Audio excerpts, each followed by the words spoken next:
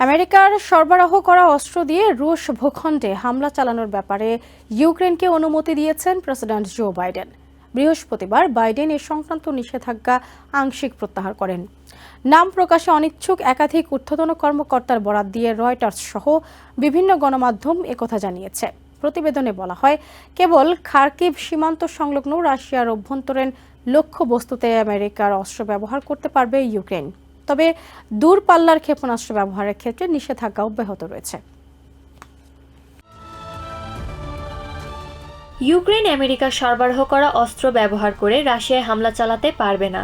বরাবরই এ ব্যাপারে অনড় ছিলেন প্রেসিডেন্ট জো বাইডেন। তবে বৃহস্পতিবার এই নিষেধাজ্ঞা আংশিক প্রত্যাহার করেছেন তিনি।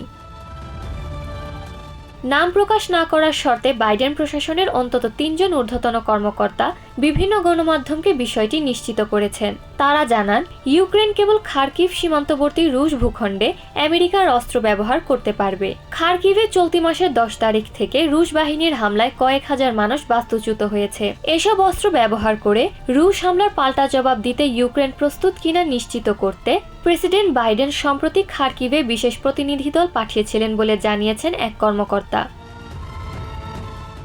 রুশ হামলা জোরদার হওয়ায় অস্ত্র ব্যবহারের নীতিতে পরিবর্তন আনার জন্য বারবার ওয়াশিংটনের প্রতি আহ্বান জানিয়ে আসছেন ইউক্রেনের প্রেসিডেন্ট ভলোদিমির জেলেনস্কি। তবে রাশিয়ায় হামলার জন্য অন্যান্য অস্ত্র ব্যবহারের অনুমতি দেয়া হলেও ATACMS সহ অন্যান্য দূরপাল্লার মিসাইল ব্যবহারের অনুমতি দেয়া হয়নি।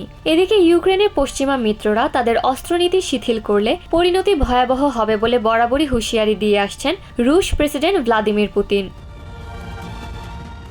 আমেরিকার অস্ত্র ব্যবহার করে রুশ ভূখণ্ডে হামলা হলে তার কঠোর জবাব দেয়া হবে বলে সাবধান করেছেন রাশিয়ার সিকিউরিটি কাউন্সিলের ডেপুটি চেয়ারম্যান দিমিত্রি মেদভেদেভ। বলেন, প্রয়োজনে ইউক্রেনের বিরুদ্ধে রাশিয়া পারমাণবিক অস্ত্র ব্যবহার করবে। পশ্চিমাদের হস্তক্ষেপে এই সংঘাত আরও ভয়াবহ হয়ে উঠবে বলে হুঁশিয়ারি দেন তিনি।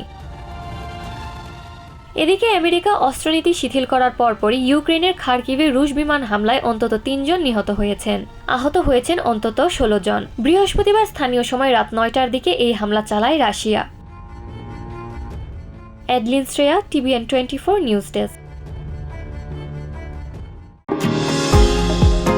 নিউ ইয়র্ক থেকে সম্প্রচারিত TVN 24 টেলিভিশন বিশ্বজুড়ে বাঙালির কণ্ঠস্বর।